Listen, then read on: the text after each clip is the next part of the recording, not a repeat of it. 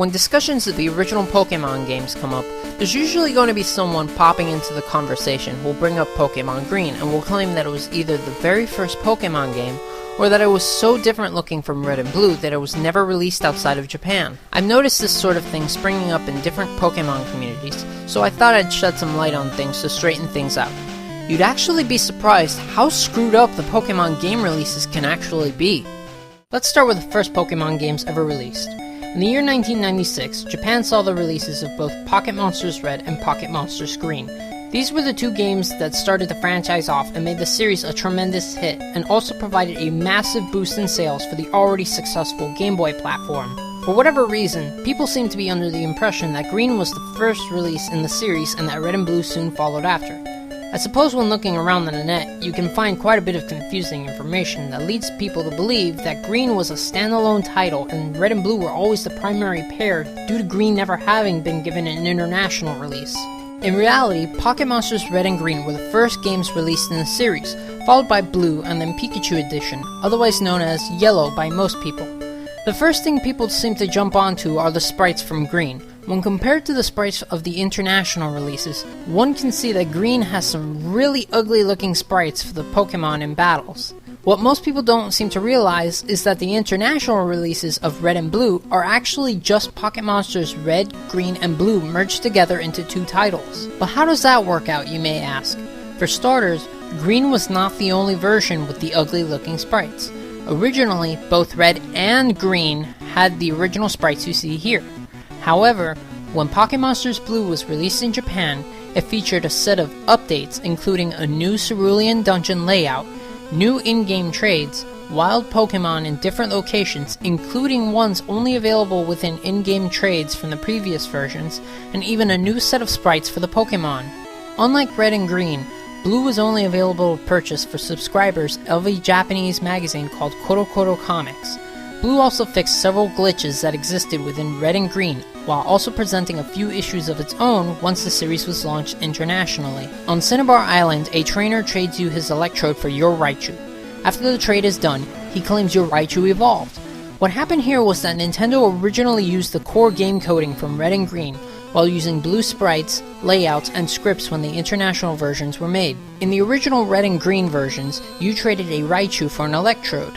However, in the Blue version, you actually traded a Kadabra for a Graveler instead, which explains why there's dialogue about an evolution taking place after trading, since Kadabra and Graveler both evolved through trades into Alakazam and Golem. And as many of you may remember, this is what some people use to attempt supporting their theory that Raichu somehow evolved into a certain creature called Peekaboo, who actually just turned out to be a completely different and unrelated Pokemon called Marill. So in reality, Pocket Monsters Green does indeed exist in international releases, and was simply changed into Pokemon Blue.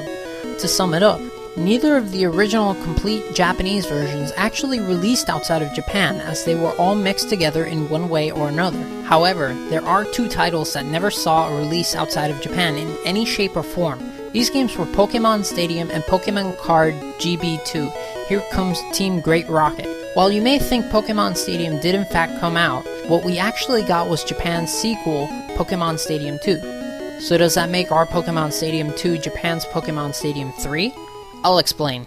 Japan's first Pokemon Stadium game, titled Pocket Monsters Stadium, was originally due to be released on the ill-fated Nintendo 64 DD. However, after years of being delayed, the game was instead released on a regular N64 cartridge. Plans were made to keep the N64 DD involved by making an expansion disc for Stadium. The biggest catch in that was that anyone who had bought Pokemon Stadium was stuck with an incomplete game. The game only contained data for fully evolved Pokemon, with the exception of Pikachu, yet surprisingly did not include Raichu. This meant you could not bring in all 151 Pokemon into the game, and that you had to wait for a proposed add-on for an add-on that was not even due until roughly more than a year later. Out of the original 151 Pokemon, only 42 were supported in Stadium, which left out 109 Pokemon. Not even all the fully evolved Pokemon were included, such as Butterfree, Pidgeot, Electabuzz, and Magmar. Nintendo chose not to release this version as it would have been a gigantic rip-off. Not to mention, a proper sequel with the ability to use all 151 Pokemon was actually available to use by that time. so Japan's Pocket Monster Stadium 2 became our Pokemon Stadium. Meanwhile, over in Japan, the third title in the series was called Pocket Monster Stadium Gold and Silver. When it was released outside of Japan, it was simply renamed into Pokemon Stadium 2. An interesting note is that the Japanese version was released on the same day as the Japanese version of Crystal, and even had the same mobile phone functions that the Japanese version had. However, the mobile phone functions were removed from the international versions of Crystal and Stadium 2. The other Japanese exclusive title is a sequel to the Pokemon trading card game, known as Pokemon Card GB2, Here Comes Team Great Rocket. The game sported a bigger world, a slightly more developed plot, the then current Pokemon card sets, and the ability to play as a girl. I honestly couldn't tell you what reason there is for the game not being released outside of Japan. It doesn't appear there was ever any plans of bringing this game to the West, but I think it may have had something to do with it being just a few months close to the release of the Game Boy Advance, as well as the release of Pokemon Crystal. Unfortunately, there's no clear answer as to why this game was never released.